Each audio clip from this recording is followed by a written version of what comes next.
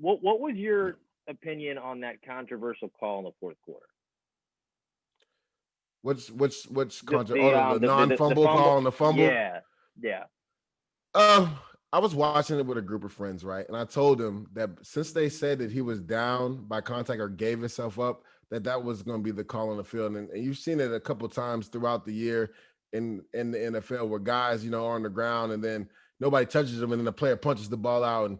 And by the rules, it should be a fumble, right? Because unless you blatantly give yourself up, like tap on the ground and try to find the ref and hand him the ball.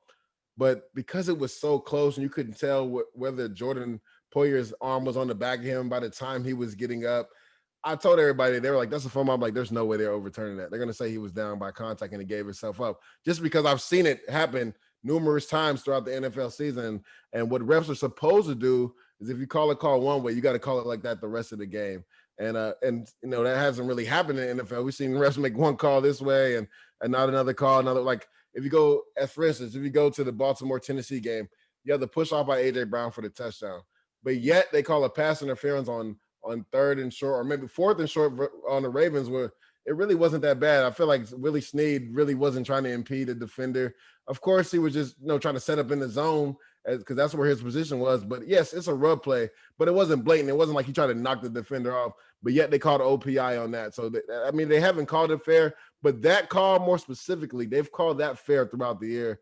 So in my head, I was like, "There's no way they're going to overturn that. He's going to be down by contact." One thing I noticed about that I thought was like an incredible vet move that people really weren't talking about is when I think it was Pascal, when he was on the ground and Poyer standing behind him, Poyer was waiting for him to get up because he didn't want to just keep him down. He was waiting for him to get up. He's like, that's a vet move. Exactly. Yeah, to wait. He's like, oh, he's getting up. Why is he getting up? All right.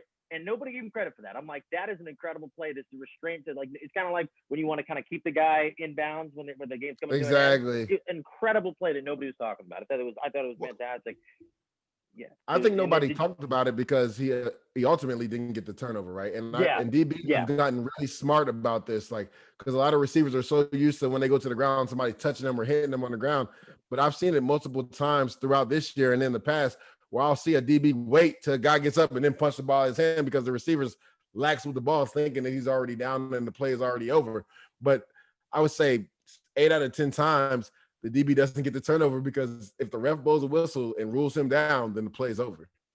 Do you think the fact that it was within 2 minutes and they couldn't, the fact that it was a BS challenge? I don't like those because if the coach can't challenge and they go, oh, we got the timeout challenge. What the hell is that? That is starting to piss me off watching that throughout the NFL and in college, right? Because they've done it on both levels. My thing is, why are you allowed to call a timeout? You're allowed to call a timeout whenever you want to. I'll give you that. But you can't entice a ref to go look at a play. Like that's not, they should start finding organizations for that because they're slowing up the game.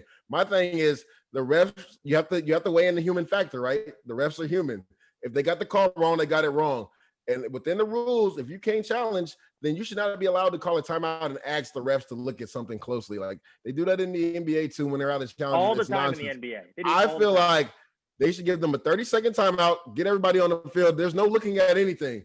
If before the play is not snapped and they didn't call you from New York and say, look at the play, then it should be over. All right. That's the human element of refs. And it's really ridiculous. They really need to look at this in the NFL because it's getting ridiculous. They're slowing games down for no reason because coaches are calling timeouts to get the refs to look at plays a little bit longer.